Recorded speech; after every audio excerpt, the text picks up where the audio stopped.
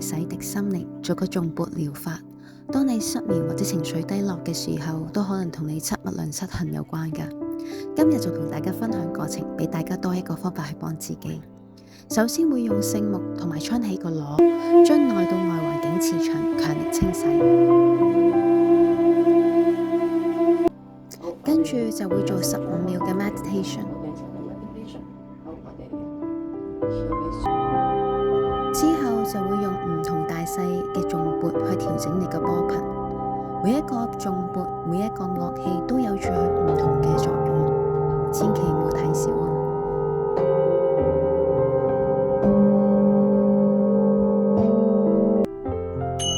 最尾響起嘅樂器聲音係喚醒你嘅意識，回到當下，咁就完成啦。Namaste。有咩問題嘅可以聯絡 Shati Janice。